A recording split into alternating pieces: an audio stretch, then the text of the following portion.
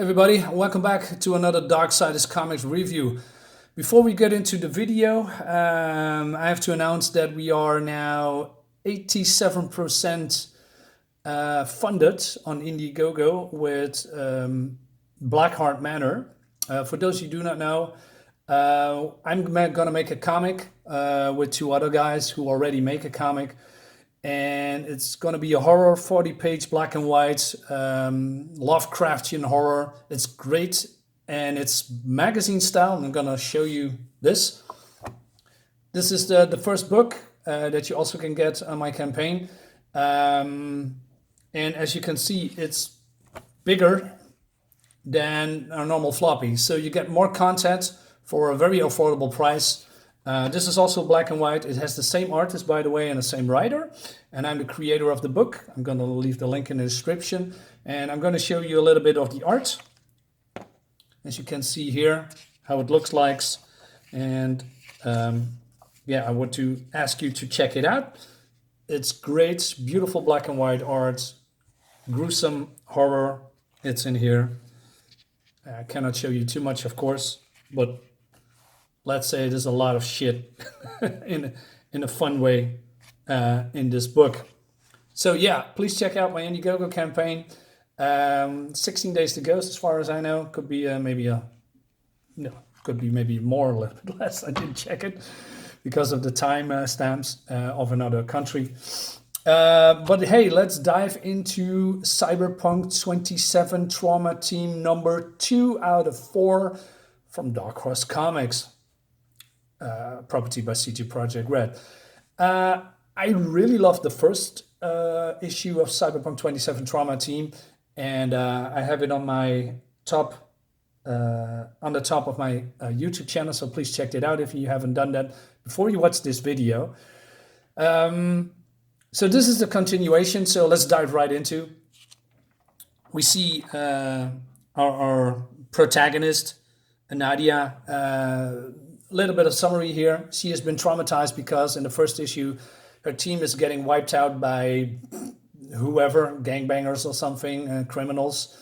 And she is, part of a trauma team that gets out high valuable targets, and the company is paying for that. I mean, the targets are paying the company, to help them out in critical situation. Let's say you have healthcare. And you have to pay lots of money to get help. I think that's a good summary. And her teammates are, getting killed. And this person here is one of the perpetrators or one of the murderers that partially is responsible for the killing of her team. So she's getting examined, and this person here is, ask her, hey, how are you feeling? It's been, your team for 2 years, etc., etc. But this is more of a flashback because the high value target that she is gonna, retrieve in a building that she is right now is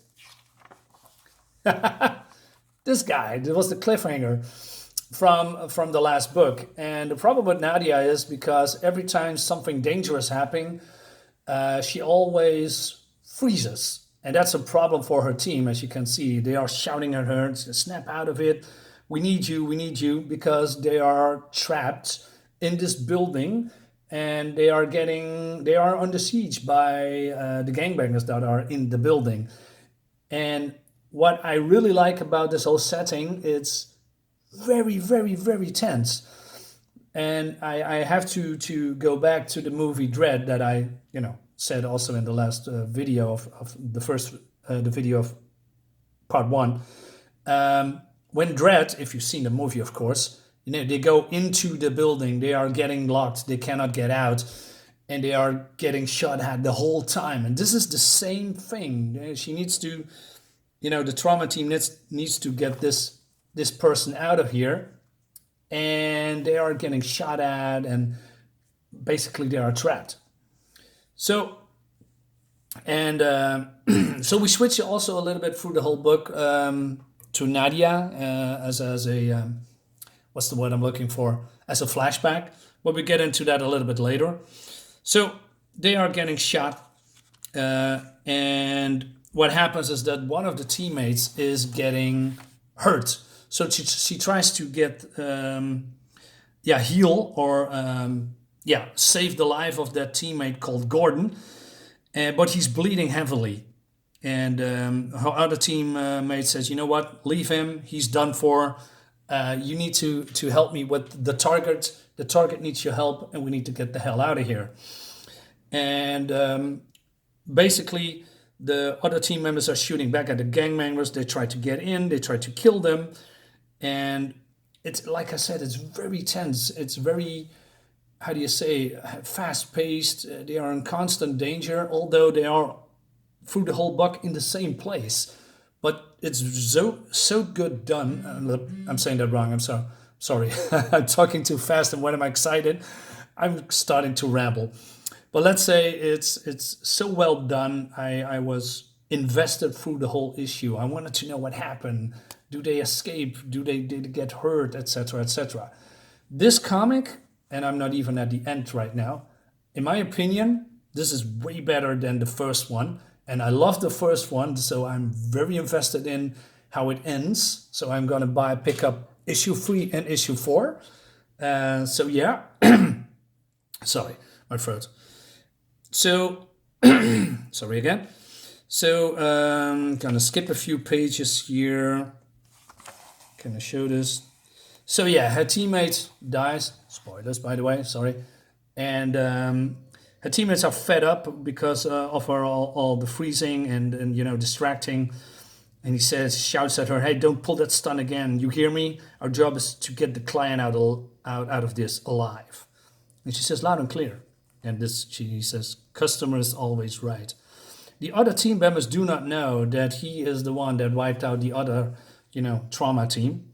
So not sure if there's something behind that as well, if there's maybe a repercussion later. I don't know. But we go back into the mind of Nadia because she is thinking about her boyfriend. And her boyfriend, and I didn't know that in issue 1, but the person who is dead,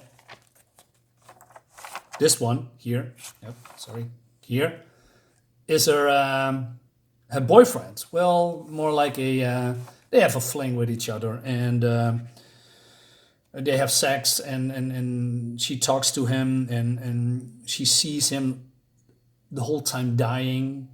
She has nightmares about it. But when in the memory that she has, the boyfriend, or let's call it a boyfriend, says to her, "Hey, listen, we need to be careful. We have a mutual sexual attraction, but what happens in the fields? You know what? We have to be careful." So he raises a very good point, and but now he's dead, and she's traumatized by that, which is ironic. I mean, she's in trauma team, and she's very traumatized herself, which is it's something that it's very interesting how it's all going here, and she puts her not only herself but the target and her teammates in danger. Okay, I'm just gonna skip a few pages. What can I show? Okay, so the target is stabilized and they need to get the hell out of here. So they're calling in the evac, and so that's the evac is the flying. Well, it's not really a spaceship, but a flying vehicle. The evac is responding to the calls, and they say, you know what, we're going in guns blazing. So get the hell out of that spot where you are now. We broke in through the wall. So they shoot at the wall, the wall breaks open, and they want to escape. But then, which is really cool, as you can see here, shooting through the wall, the gangbangers are getting killed, but he has a bazooka, and then this happens. And this was so freaking fantastic. I didn't see that coming. So that's a nice surprise. The gangbangers shoot the rocket, or the bazooka at the evac, and, well, it's getting obliterated. So now what? So the gangbangers are advancing, and they are in danger. So they have no idea how to get out of here. So they're going to shoot and kill a lot of gang members, and the tension is really getting higher and higher, and the flashbacks are still going on in her mind, and then we see this. and that was absolutely shockingly amazing because I didn't see that coming as well. I know she had nightmares, but you know, seeing something visual as this is just great stuff. I can't say it enough. It's great stuff. So then the enemy, I don't know even his name. Let's say this yeah, I don't know what it is, but he's a cyborg or something. He gets the gun and shoots the gangbangers, saving her all. And that is near the end of the book. And then Nadia, when they try to escape the building, Nadia's doing something, and that's another cliffhanger for part 2. And I thought to myself, oh my God, no, how is this going further?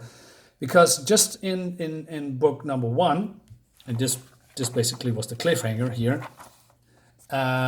there's another cliffhanger. It's not a big cliffhanger or a special cliffhanger or whatever you call it, but it's a cliffhanger nonetheless. And I thought to myself, oh man, I want to know what's going to happen in issue 3. So is this a recommend? Yeah, of course it is, as you can hear of my voice and my all quick, highly pitched talking.